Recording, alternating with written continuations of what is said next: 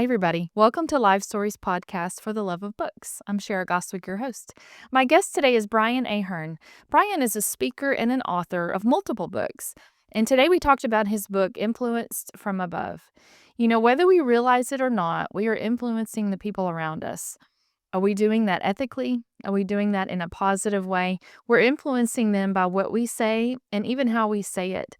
This was a great conversation. I really enjoyed reading Brian's book. It's a fictional story, but it's based on the principles that he teaches people, and I loved it. I thought it was very good. I thank you for being here. Brian, I am so excited to talk to you today. I told you that, for me to talk to an author about their book, I have to read the book, and I did, and I absolutely loved it. I was not familiar with the teachings that you talked about. I know this is kind of a fictional story, but there are principles that you follow and taught about in this book, and I wasn't familiar with that before, but all of my questions, because I took notes as I read, were all about the principles in this book. I think this is for any adult going through anything. I think this is super helpful for anybody, honestly. So tell me about Influence from Above. Why did you wanna write this book, and why are these principles so important to you? Mhm. Well, first of all, thanks for having me on the show, and I really appreciate that you read the book. I've been on lots of shows, and a lot of times podcast hosts don't have time to do that, so this will be a fun conversation.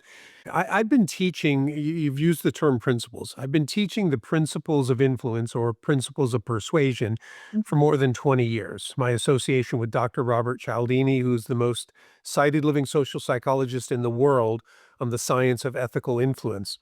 But many years ago, I gave a presentation here in town. I live in Columbus, Ohio.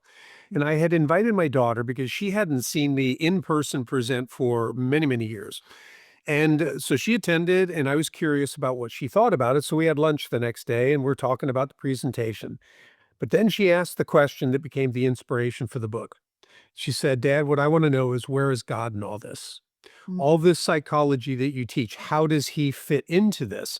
Yeah. And I had not thought deeply about it, but we had kind of an impromptu conversation, and I found myself talking about things and realizing like this would be really cool to pull together into a book to show how Robert Cialdini's principles of influence actually have their support or their foundation in biblical principles. Right. And that became the idea for the book. Now, that was like 5 or 6 years ago when we had that conversation.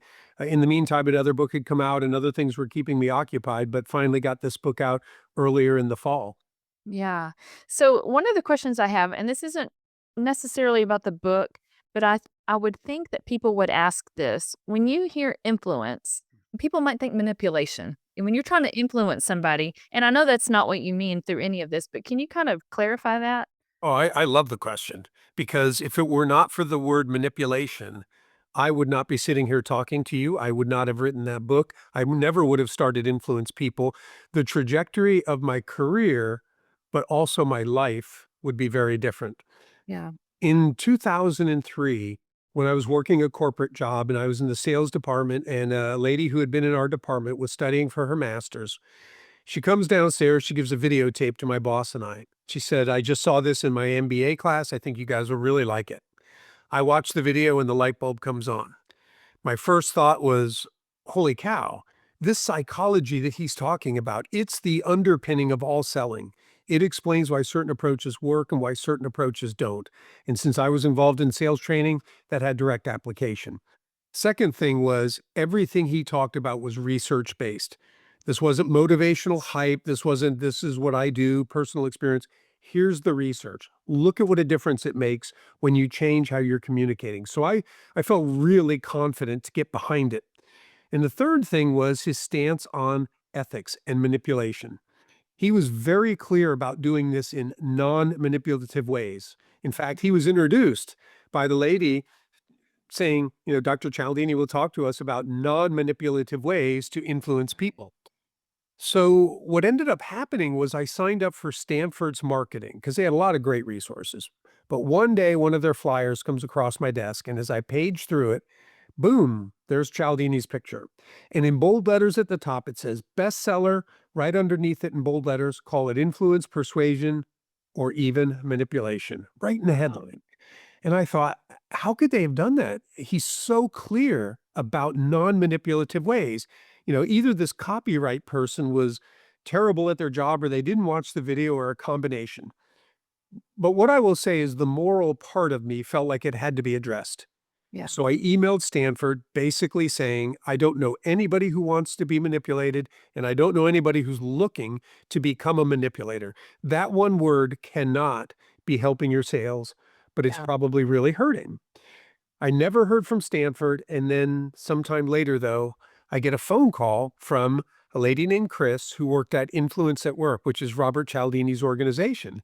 And she said, I'm calling on behalf of Dr. Cialdini to thank you.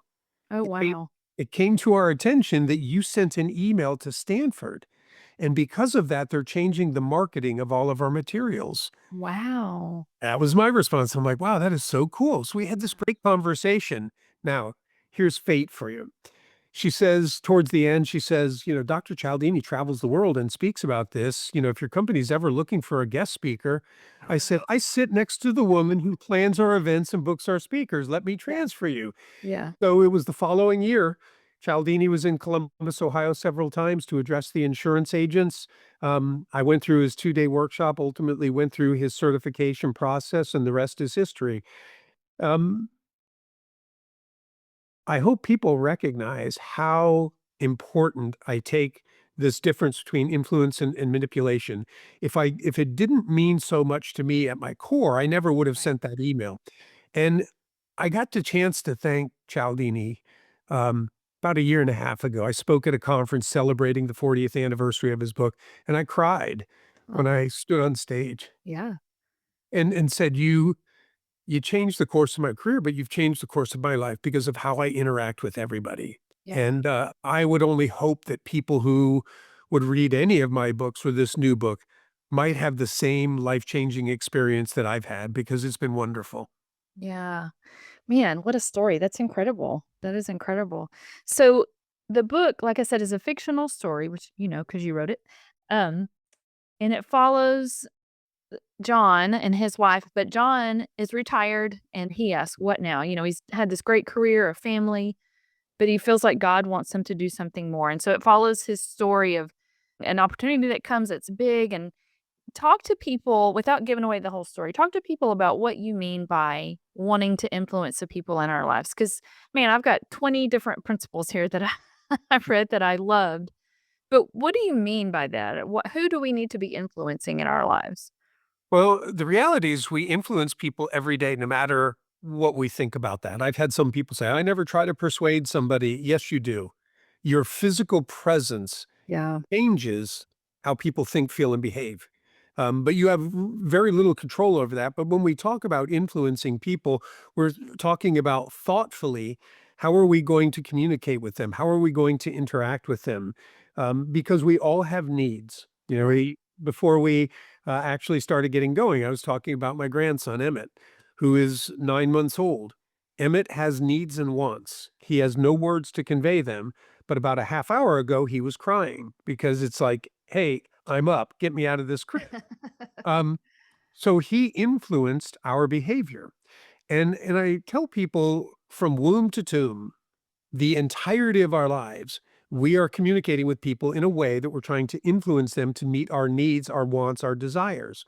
So my view on that is then let's learn how to do it well and let's learn how to do it ethically.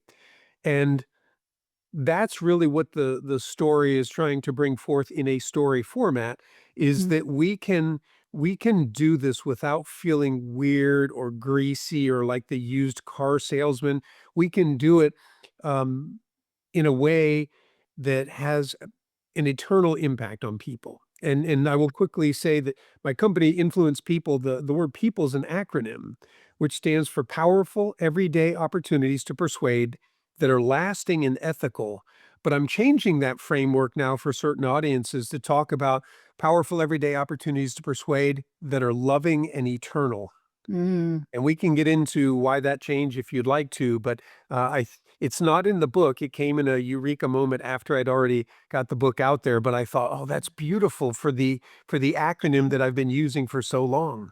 Yeah, that's awesome because as a Christian, as a follower of Christ, that's what you want. I mean, to us, our perspective is eternal. And so people that don't know the Lord don't see that, but that's Yep. how we see it. And so that's how we should do. One of the things that you talked about in John's story was that, he had had this corporate career and this new opportunity was going to be a ministry. And he was trying to, in the beginning, quantify his success. And he thought, how can I quantify success with this ministry? And I think we do that all the time. For example, with my podcast. My podcast doesn't have millions of views. So I can look at all these big podcasters and see their success and see, who all they're getting to help and what they're getting to do. And if I compared it to me, Right. I'm not going to see that. Yep. Why is that so difficult for us? Um, One of the things that we talk about in influence is called compare and contrast, and it is just a natural human thing to do. If I pick up something, I might say it's heavy, right? That's only a comparative statement. It might be very light for you. If Yeah. I say, wow, we had a long drive the other day, 60 miles. Somebody else might go, I regularly drive 2, 3 hours a day. That's not long, right? They're all comparative statements, and success is comparative when we look at one another. Yeah. It's only, I think, that when we understand what God calls us to, that we can feel that we are succeeding. And we succeed when we do what He calls us to do. We are not responsible for the ultimate result. Mm. He's responsible for the result. We are only some of the tools, so to speak, that He is using to get to that. And I will give you an example that I'm rereading an old journal, several of them, and they're more than 30 years old. Oh, wow. And it's amazing the things that I forgot and things that were happening. But I wrote about driving along the road, and I noticed a neighbor who was a Christian was behind me, and there was a car on the side of the road, and I wondered if he was going to stop. And I made the decision to stop, and he just kept driving to work. It turned out that the man whose car was pulled over didn't need any assistance, and so I got in my car and drove to work and thought, well, why? What was that all about? I'm trying to do the good thing, doesn't need any help. But later, a woman at work said, I saw that you were pulled over. Last week, I was pulled over and nobody stopped to help me. And that Mm. ministered to her. That, Yeah. that- and, and so I think there are things that we do because God calls us to do them, and we don't necessarily see the result. But stories like that for me say, I know I'm having an impact. And that Right. makes me feel good when I know that I'm closely listening to and following Him. Yeah, that's so good. Another thing you talked about throughout the book, which I do and I highly believe in, is how John learned to pray specifically for things. Mhm. I think that is very important. And, God hears our prayers and he knows our hearts, but I think it helps us when we pray specifically when he does it to see, okay, we know that was him because we, Yeah. pray. And I think that's so important. And I'm assuming that you do because you put it in there.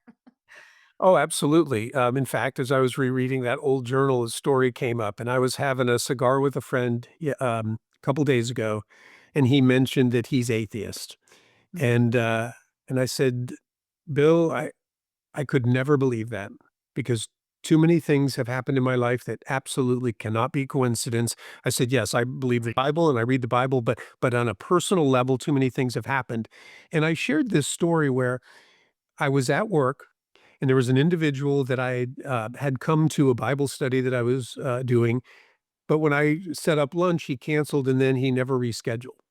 So I had come to work and I had failed this insurance test, and I'm not feeling really good about that. And I remember thinking, like, I'm going to go see Mike. Mike has never gotten back to me. I'm going to go see what's up. And then I realized, you know what? I'm only doing that to feel good about myself. Or I'm going to go do something for God so I can feel good about myself because I feel lousy that I failed the test. So I caught myself and I just prayed, God, that's not the way I want to operate. If you want me to talk to Mike, please bring Mike to me. Later that day, I'm sitting outside having lunch with a friend, and who comes walking out but Mike? Now, your listeners, your viewers might think, well, no big deal, except the fact that Mike had worked there for about 18 years. He always sat at the same table with the same guys every single day having lunch. I had never seen him come outside. But Wow. he comes out, he comes right over to where I'm sitting and sits down and starts having lunch with us, and we get to talking, and I told him, I said, "You know what, Mike? This is so cool. I prayed for you today," and I kinda shared the story. And he goes, wow. He goes, you've told me about some of these stories, but now I get it because I'm part of one, Mm, right? That is not coincidence. right. It was, and those things are happening all the time. And you and I, and I'm going to assume many of your listeners get it, but a lot of other people miss it entirely. Yeah.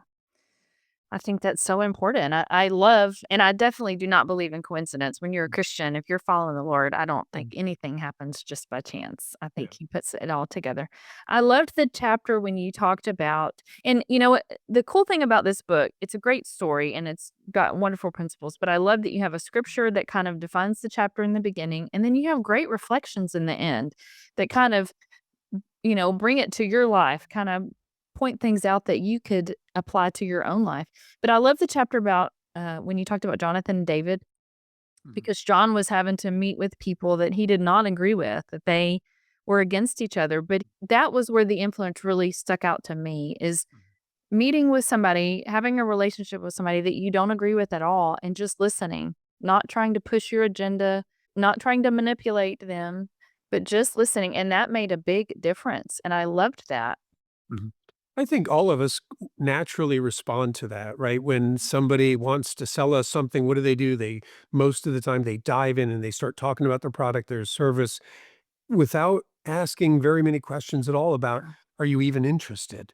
Or what are your goals? What are you hoping for? Things that would allow them to say, our product or service might be a fit, or you know what, our product or service is probably not for you, which is really refreshing when somebody is that honest. But it also, good salespeople recognize it saves them time. Why do I want to talk to somebody when there's no fit at all? I should Right. go talk to people where there's a fit. I find that out by asking questions and listening.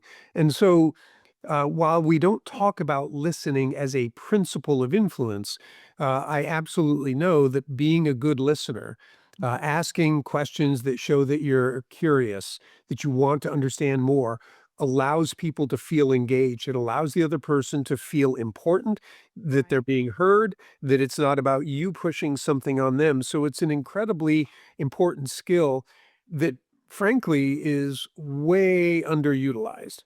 Because while we can go to school to learn how to publicly speak, to learn how to write, I have yet to meet somebody who said they ever took a class on listening.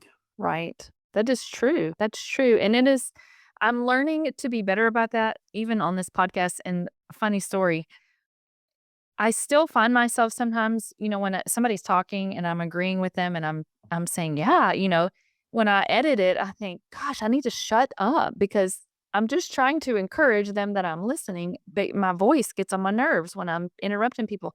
And so I'm trying to nod. Well, now in real life, when somebody's talking to me, this is what I'm doing. I'm nodding the whole time because I'm trying to be quiet. But I have to purposefully stop and listen and be present and not think about what I'm gonna say as soon as they finish talking. And that is a skill. That's something you have to work on because we wanna be heard. Everybody wants to be heard. In the reflections, you always ask a question for each of us to ask ourselves, something that we can do. And one of the questions that really stood out to me, you said, "Where might God be calling you to lay down hurt and pick up purpose, trusting that His plans, even when unexpected, are always for your good?" That's hard sometimes. We have a plan, we have an idea, and I believe He answers our prayers, but He doesn't always do it the way we want Him to do it. And so, John had some detours in what he thought was going to happen, but that's something that we all need to think about. Where can we lay down that stuff and trust that His plan's going to be better? I I had a great experience with that recently. When I left my corporate job, there was an individual who had gone through the very first workshop I did on influence, and he loved it, and so we had stayed in touch for years. Mm, And when I left, he asked if I would put in a bid to do some work with his insurance agency. So I thought, I got this. I put together everything, I sent it in, and I didn't get it. And I was devastated. I was like, yeah. it was a kind of a smack in the face that this entrepreneur thing is going to be harder than you thought. But based on the relationship, I was like, I cannot believe that I didn't get this opportunity. We've known each other forever. He knows what I do. He loves it. So several years go by, and then he asks again, hey, we're looking for somebody to come out and do some training. Give us another bid and tell us what you'll do. So I do that. And I think, yeah, I'm going to get it this time. I lose again. But this time it was to an insurance industry expert. So I didn't feel bad. And I told Kurt, I said, you guys are going to have a great experience with Jeff. My company used to hire him. It's going to be all good. Well, it wasn't. Um, Gosh. so shortly after the training, he calls me. He's like, "Man," he goes, "it just was not good. We should have gone with you. Would you honor your price that you quoted us for 2026?" I said, "Absolutely." Now, Wow. here's the cool thing. I had not written this book. So now the book is out, and I talked to Kurt, and he's read the book, and I said, "Hey, the training will be a little bit different. Is it okay to bring the whole faith element into this?" And because it's a Christian-owned, Christian-run agency, he goes, "Brother, you can preach from the pulpit and pass the plate. You're going to offend anybody here." And we both laughed because we recognize, as disappointing as it was for me and for him to not be Right. able to bring me in, Yeah. God's plan was Brian needed to work out how faith comes into what he's doing so that he can do the best job possible for your insurance agency, which Yes. is filled with Christian producers and CSRs and things. And so we just laughed like, yeah, that was God's timing. That's awesome. I love that. I love stories like that. One of the things that John has to deal with is offering grace to somebody. That is hard. When we're hurt, we sometimes want to lash out in anger or resentment or whatever, but we have to remember God's grace for us. And so you had asked, whenever somebody falls, and that was the situation. A friend of his fell into sin. Do we offer grace whenever that happens to somebody? Do we judge immediately and want to condemn them, or do we remember what God has done for us? Because sin is sin. I had a friend explain one time she'd heard a teaching where they said, to us, we see sin as a skyline, big sins, little sins, all different types of sins. And she said, God sees it from above. It's all sin. It is just all sin. And so remembering his grace for us whenever we do anything wrong. Yeah. I was confronted with that this morning, and I love that we're having the conversation because it's not like I was thinking about the book. Right. But the things that I write about in the book, they're not all my personal experiences. John is not modeled after, Right. Right. but a lot of the things I've encountered. And so as you bring that up, I will share that this morning when I was out for my morning walk and I was praying, what came to mind for me was, and I don't know if you'd seen this on the news. I'm a big Ohio State fan. Oh, Michigan's football coach just got fired for inappropriate conduct with a gosh. staff member, and then ultimately was arrested. And they don't know why, but was arrested yesterday. Mm. And of course, you can imagine on social media, Oh, yeah. people are piling on. And all I could think about was, I'm no different than him. Right. I have sinned and fallen short of the glory of God, and I don't want to be publicly disgraced. But even more than that, my heart went out to his wife and his 3 daughters, because here are innocent victims in Yeah. based on his choices who knows if that marriage survives. Financially, it could be devastating because he was fired without cause, which means no pay. Right. Um, I can't imagine they will continue to live in Ann Arbor, which means his 3 girls probably lose their friends if they move somewhere. That wherever you go, it's, "Oh, that's Sharon Moore, that guy who," with the looks, the whispers, the comments, it's Right. devastating. Um, and people need to remember that. And so I was praying for him, and even though, Michigan is the rival and stuff like that, but he's a human being. Exactly. And I especially feel for his family. There are Yeah. so many people who are hurt by what has taken place that nobody should be rejoicing. Nobody should be Right. mocking. That's how we extend grace. Yeah, absolutely. We don't realize how many people our own sin affects. It's not always just us. Sometimes it is a great ripple effect, and that is heartbreaking. Just like the lady noticed that I had pulled over. Other people are noticing things, and Exactly. and there are times where they're looking and going, "You hypocrite." Yeah. I had another instance, one where I was driving to work and I just was in a bad mood or whatever, and I wouldn't let this guy over. Then I get off the exit, and he gets off the exit, and I turn into the parking lot at work. He turns into the Oh, parking no. lot. And he gets out of the car, and I know that he knows it was me, so I get into work, and I sent him an email, and I just said, "Hey, um, If you didn't know it was me on the highway, it was. I'd like to say it's a bad day or something. I said, but the reality is sometimes I'm a jerk and I apologize. Yeah. And I'm gonna do better next time. And he came back with the nicest email. He said, "You seem Aw. like the kind of guy who would probably step up," and then we laughed about it. From that point on, it only strengthened our friendship. But if I hadn't, he Mhm. would have continually looked at me as, "Oh, that's the hypocrite who has some Bible studies here," or "He's a jerk on the highway." Yeah. Yeah. I'm not even gonna get into my driving patterns. How many times have I had worship music on in the car and then yelled at somebody pulled out in front of me? I used to have a 15-mile drive to downtown Columbus every day for 28 years when I worked at the Oh, wow. God taught me a lot on the Yeah. highway because, right, we're alone unless we're listening to music, but if you got stuff turned off, and you're praying and paying attention, man, he showed me so much about myself as I would drive to work. Yeah. He'll do that. When we release control and trust God's timing, He not only meets our needs, He often exceeds them in ways that deepen our faith and renew our awe of Him. I that was one of the reflections. That is so true. Trusting His timing is hard. It's Mm. hard, but is always best. And I know that, and I can look back over my life and know that. I've seen it, but it's still hard because I'm still human, I guess. Yeah, and for us, if it takes months, a year, years for something to happen, maybe for somebody that we know to come to saving faith or something like that, Mhm. we're just all bound up and anxious. We shows that we really lose sight of the fact that, you know what, God wants that person saved more than we do.